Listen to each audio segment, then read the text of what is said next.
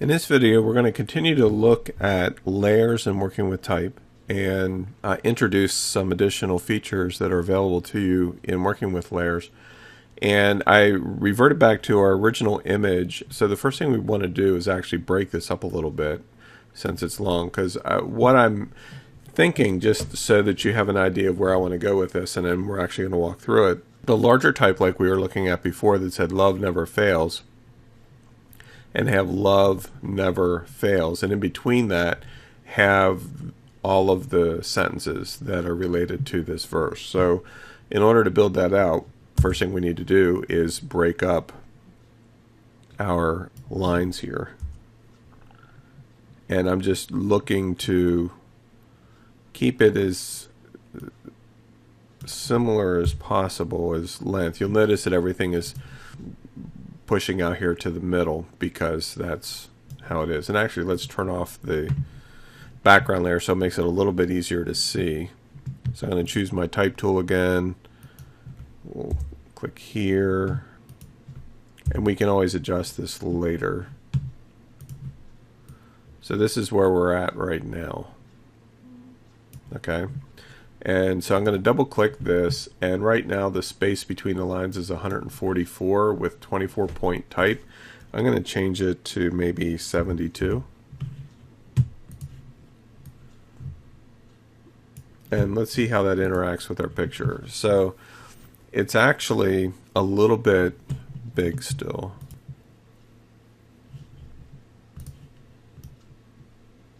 So we have our type here, and we also have love never fails. So what I'm going to do with that, I'm actually going to create a new type layer. I'm going to click down here and type in love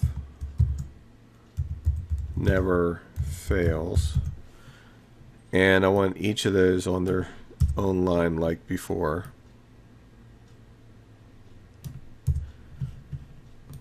And we're going to make them big like before and change the font.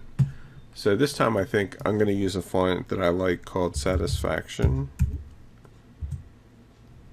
And let's make it try 72 point. You notice that we're using a smaller font size now, and that's because I changed the image size of the photograph here between the last video and this one, just to make it a little more easy to manage. So maybe we'll go with 92 point and put a lot more space in between them, say 160, something like that. Now the object of the game, and actually let's make it a little bit bigger, we're not going to have those sitting on top of each other like that. They're actually going to, this love never fails is going to be ghosted back into the image, and I'll show you what I mean by that in just a minute. First thing I want to do is select that and change the color from black to green. Okay, and then if I left mouse click and drag, I can move it so that it's behind the black type. So that's how you shift the stacking order of your layers. You just simply left mouse click and drag it to the position that you want it in. Okay. The next thing that I can do then is change the blend mode. Remember, we looked at those. Blend mode from normal to multiply. And change the opacity from 100 down to maybe 35. We could even make it a little lower. And just to kind of show you the difference that it'll make, say we went with screen, it would actually lighten it like that. Hard light. Notice how it's much more green looking than if we went with multiply. Overlay is another one that's very popular, and actually in this case that could actually work really well. Just turn the opacity down a little bit. So you just want it to be a hint of that information.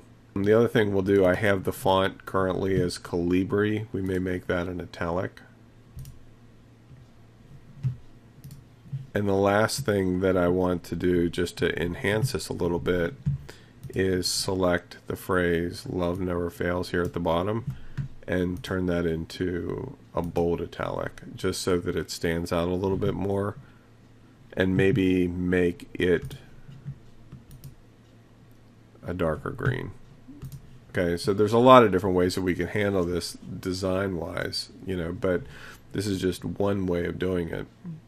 Now, another thing that we could do, one area that we haven't talked about yet, are layer masks. And I'll show you how layer mask works.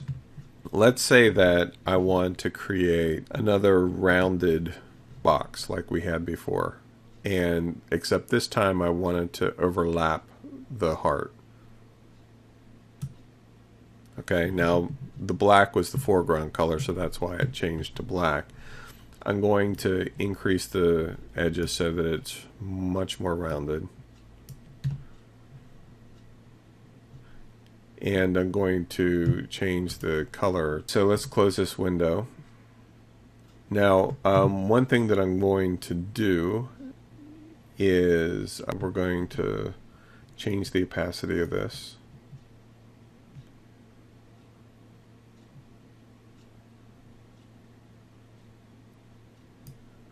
Okay, and actually, I think what else we're going to do is actually change the width. I don't want the height to be affected. Right now it's 2520. Let's go to, say, 3000. And then, actually that's probably going to be too much. Say 2700. And then with the move tool selected, I'm just going to scoot that over.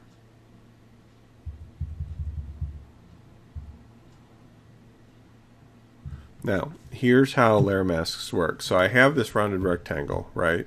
At the bottom it says Effects, and then which gives you the ability to add a layer style. We've already looked at that. You can also access layer styles under blending options. But right next to it is a rectangle with a circle in it. And if I click that, it adds a mask. Right now it's just a blank white box, but here's how it works. You can use brushes or any of the marquee tools, the lasso tools, whatever, to draw shapes, and anything that is filled with black makes whatever you're masking disappear. Anything that is filled with white makes the object solid or appear, and any variation in grayscale in between there determines level of opacity. So here, let me just demonstrate what I mean by that. Let's take a brush, okay, and right now it's set 134. We'll go with that. You want to make sure that the mask is selected, and the color choices you're always given when the mask is selected is either black or white, and we're going to go with black. And I'm going to zoom in here a little bit. So now if I paint with the black on this layer mask for the yellow box, watch what happens. Actually, let's pick a new brush that doesn't have. I'm going to undo here. My brush had attributes from earlier when we were playing around with some of the other options. Let's see if we're good now. Okay, so I'm going to paint with the black, and everywhere that I paint, you'll notice that you can see the heart through. And actually, just to make this easier to witness, I'm going to change this almost to 100%, just so you can see better. So now, as I paint, you'll notice that it's disappearing. It's kind of like using an eraser, except the good news is that if you blow it and you remove too much, like right there, you can go back and fix it because you're working with a mask. All right, so I'm going to erase this all here. And then I can switch from black to white and paint the areas that I overextended back in, so that it's nice and clean. So you'll always have that ability to go in and edit the masks.